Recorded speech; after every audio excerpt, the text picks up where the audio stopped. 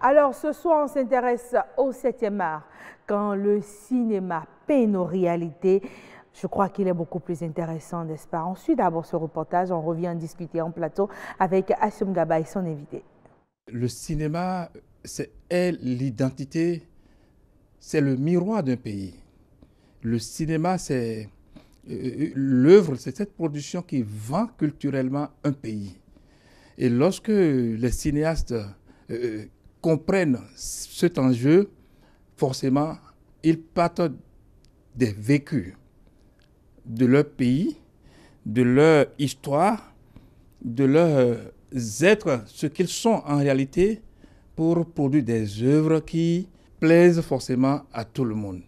Le développement de tout pays part par le développement de sa culture. Et les aînés, ceux-là qui ont un certain âge, comprennent facilement la chose. Mais la grosse difficulté réside forcément au niveau de la jeune couche montante. C'est à ce niveau-là que nous allons travailler.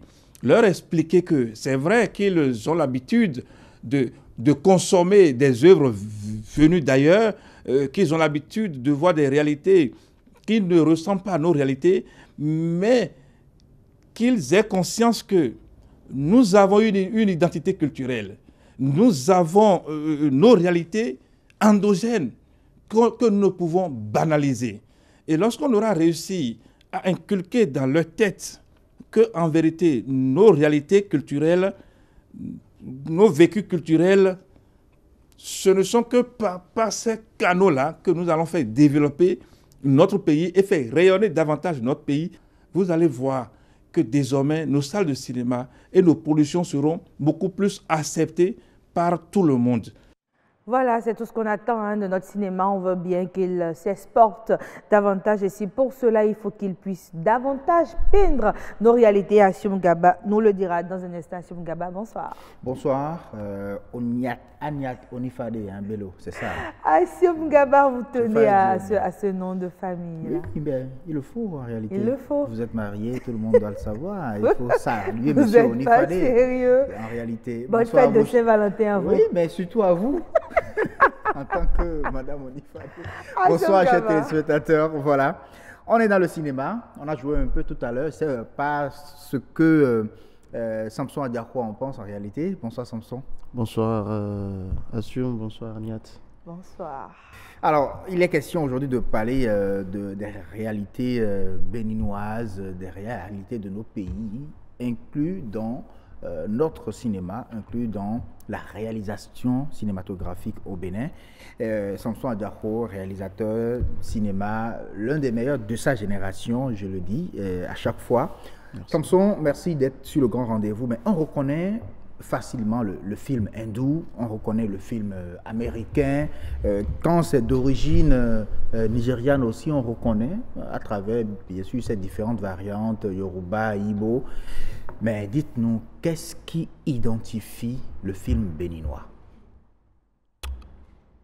C'est très difficile d'identifier le film béninois parce que le film béninois peine à puiser dans le patrimoine endogène et culturel béninois. Vous savez, vous avez donné cet exemple de la caractérisation culturelle. Lorsqu'on se retrouve à des festivals de par le monde, le français diffuse son film en français, le chinois son film en chinois, le congolais son film en lingala, et le béninois diffuse son film en français. C'est un scandale. Et c'est déjà ça, puisque la langue est le meilleur véhicule de l'âme d'un peuple. Et si déjà vous tournez vos films, racontez l'histoire, une histoire de chez vous, et vous tournez votre film en français, ça veut dire que vos acteurs, ils pleurent, ils rient en français. Ce n'est pas la même chose. Donc, forcément, le cinéma béninois a un problème d'identification. Un problème d'identification parce que lorsqu'on va commencer justement par penser dans nos langues, par tourner dans nos langues, on va commencer par se dire, ah tiens, il ne faut pas qu'il mange des frites au poulet, il ne faut pas qu'il s'habille en cravate, il ne faut pas que ci, il ne faut pas que ça. Et donc, il y a forcément un impact qui est différent.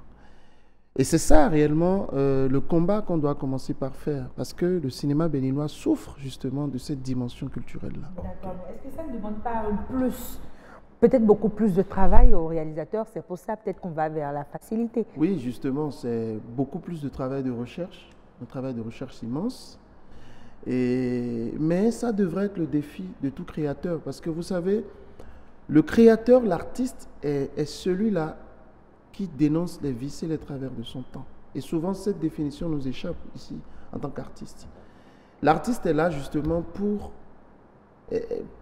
révéler justement le cinéma comme une arme sociale. Une arme qui porte au haut la sensibilité collective de sa société. Et lorsque l'artiste se voit justement comme ça, il ne peut pas ne pas faire cet effort-là de recherche, de travail approfondi pour porter à l'écran de façon intelligible le vécu quotidien de son peuple. De son peuple. Voilà. Mais dans ce cas, vous donnez donc raison, par exemple, aux Sénégalais qui font le film en Wolof. Absolument. Et c'est ça qui a permis quand même de gagner certains prix au FESPACO aussi, il ne faut pas l'oublier. Oh, je ne sais pas, je ne suis pas dans le secret des dieux. Des dieux. Mais je pense que, de toutes les façons, quelle que soit la plus belle cravate que vous porterez, vous n'impressionnerez pas un Français ou un Américain. Ça, c'est important de le savoir. Mais ce qui va impressionner l'Américain, ce n'est pas non plus vos grands mouvements de caméra ou les semblants de gratte-ciel ou d'échangeurs que vous avez. Ce qui va impressionner l'Américain, c'est l'amour que vous construisez dans vos cases, parce qu'ils ne connaissent pas ça. Et donc, ça part de là. Il faut que, justement, le créateur béninois, le cinéaste béninois, comprenne que c'est ça. Et c'est d'ailleurs à son actif, puisqu'il n'a pas assez d'argent. Okay. Prendre une petite caméra, aller raconter l'histoire de comment un Somba est amoureux d'un Bariba et comment cet amour fleurit dans ce conflit culturel-là, parce qu'on sait qu'il y a un conflit culturel-là. C'est ça qui est fort pour l'Américain et c'est ça qu'on doit rechercher. Vous voyez, donc c'est sûr que... Ça, c'est une très belle idée. Hein? Oui, j'attends bien de voir un film réalisé dans ce contexte. C'est ça, justement, que les artistes cinéastes béninois doivent rechercher, au lieu de verser dans le nombrilisme, dans le classicisme habituel qui ne nous honore pas. Comme quoi, on ne doit pas avoir un film Marc Otono sans voir les émigrants, tout au moins. Absolument. Sans voir les émigrants, sans voir certains éléments identitaires qui montrent qu'on est véritablement dans l'environnement. Il faut quand même reconnaître que les gens font de plus en plus des efforts, hein, mais ce n'est pas encore arrivé. Ce n'est pas encore arrivé. Il y a toute une philosophie qui doit être construite. Oui, mais est-ce que le public vous accompagne dans cette autre idée-là? Est-ce que parfois le public béninois n'a pas envie de rêver, de voir autre chose? Est-ce qu'il a vraiment envie de voir ces réalités à l'écran? Vous savez, vous demanderez si le public nigérien, vous savez, un public, ça s'éduque. D'accord. Au départ, il y a un choc. C'est ce même public qui adore les films nigériens. C'est ce même public qui adore les films japonais, les films américains. Et on pense que le public est bête. Non. Le public consomme quand il y a du vide. Mais le public parce que vous parlez de la culture, donc forcément le public a une culture. Lorsque vous allez porter ça vibre forcément en lui. Ça forcément dans cette tripe.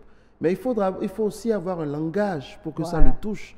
Quand vous arrivez à avoir ce langage et que vous présentez une image, le cinéma c'est le 7e art, c'est le carrefour des arts, une musique de chez nous, mais bien composée, avec des costumes, avec notre manière à nous de célébrer l'amour, voilà, notre langage et tous nos codes culturels, ça va forcément séduire le public. Vous abordez certainement un côté qui, moi, a attiré rapidement mon attention. Il s'agit bien sûr de la musique qui accompagne en fait le cinéma, les films en réalité.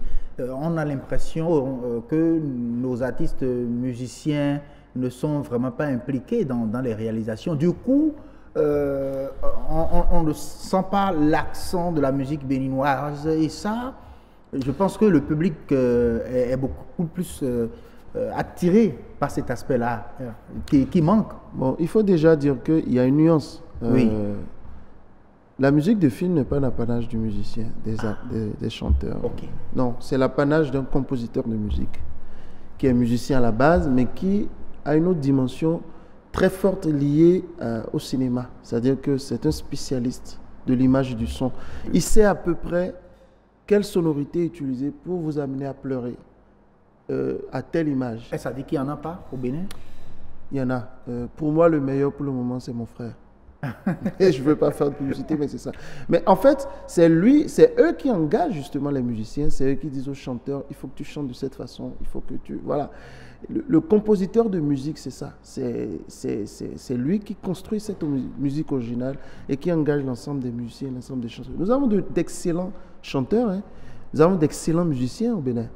Mais il faut créer maintenant une osmose, une organisation autour de ça pour que nos images et nos sons soient révélés au nec plus ultra. C'est ça qui nous manque dans nos cinémas. Mais l'avantage aussi, c'est que si on n'en a pas encore assez profité, ça veut dire qu'on a de la matière. On a de la matière. Peut véritablement y aller. Absolument. On a de la matière. Comme disait un collègue suisse, il m'a dit, mais vous vous plaignez que votre cinéma est embryonnaire, mais c'est une chance. C'est une chance d'être justement les pionniers qui vont mettre en place les codes, qui vont créer justement cette jeunesse de la chose. Voilà, la mise en place des codes. Voilà, c'est ça, pour que vos noms rentrent dans le l'histoire. Et c'est ce combat que nous faisons. Au lieu d'aller nous engoncer dans un pays où l'hiver fait ravage, nous préférons souffrir dans notre galère, parler tous les jours aux autorités, voilà, rester sous le soleil.